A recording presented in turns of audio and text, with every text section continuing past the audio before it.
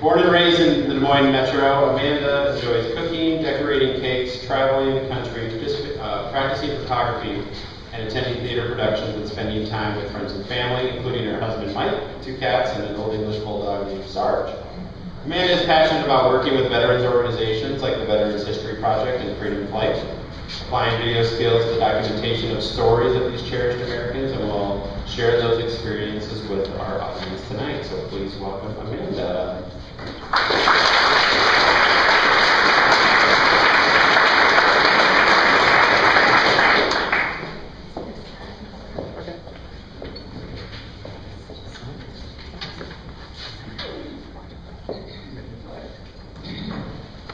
I grew up in the Des Moines area. I bundled up in the winter and went sledding with my friends.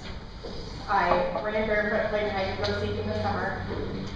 And even though nobody I knew, none of my family members had ever seen combat, I always had this profound respect for veterans and what I knew they had been asked to do.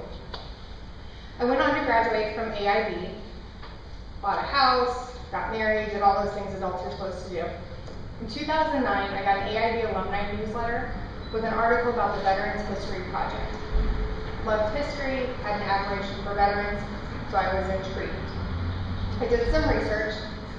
I found out that the Veterans History Project was created by Congress and signed into law by Bill Clinton in 2000.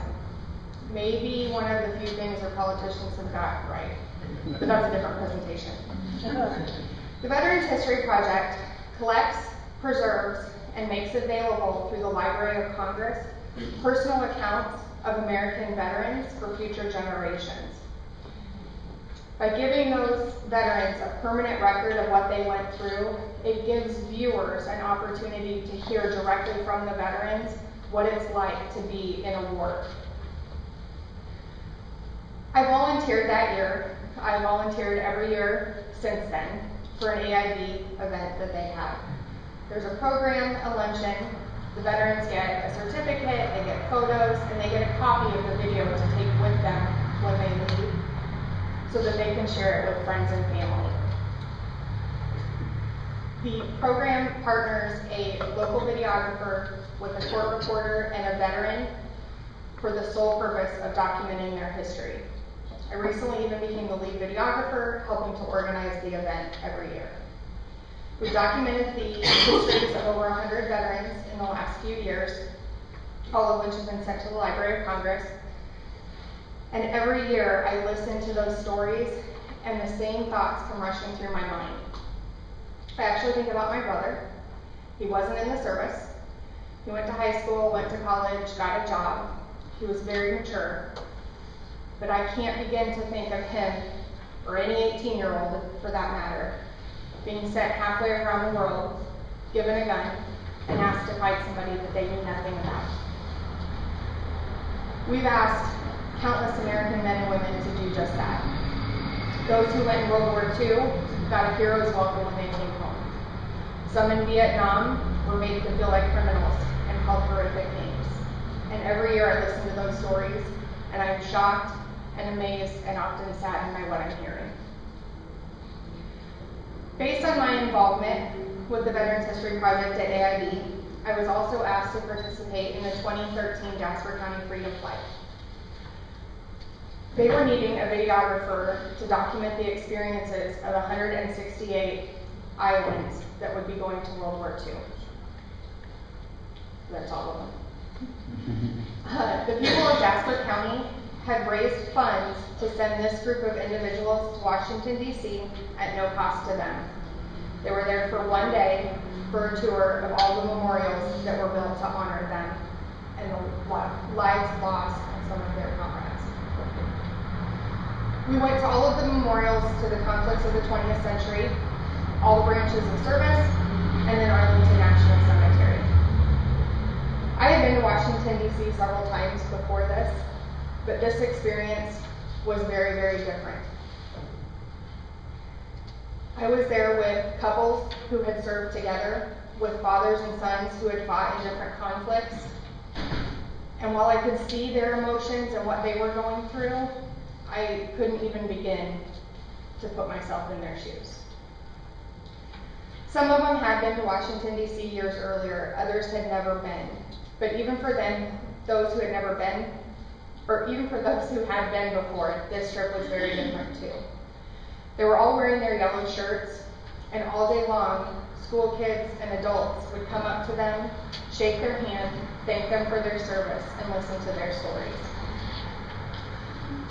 These 6 men I got to visit the World War II Memorial with, they were all World War II veterans. And while I was very honored and elated to be there with them, I was also mad, which I know sounds weird, but I remember feeling how angry I was getting that it took us as Americans 60 years to build a memorial to honor the lives of the 400,000 men and women who were lost in that conflict. And how upset I was that there were those who survived the battles who were no longer well enough or had already passed away and couldn't see the memorial for themselves. One of our veterans was actually so upset by all the memories and everything that came flooding back by losing that memorial that he wanted to go back to the bus. And I can't imagine feeling something so strongly that it affects me that much 70 years later. At the Vietnam Wall, we helped people find the names of those that they had lost, and they would point to their name and shed a tear and say, I was with them that day. And you knew that that meant it could have just as easily been their name up on that wall. There were some good moments too. There were veterans that were laughing and sharing stories. They were talking about the crazy things that they did back in the day, and you could tell that they were able to let go of some of that guilt that had plagued them for so long. Upon returning to Des Moines, the men and women of the freedom fight smiled a little bit brighter, they laughed a little bit harder, and they stood up just a little bit taller because they finally got the welcome home that they deserved.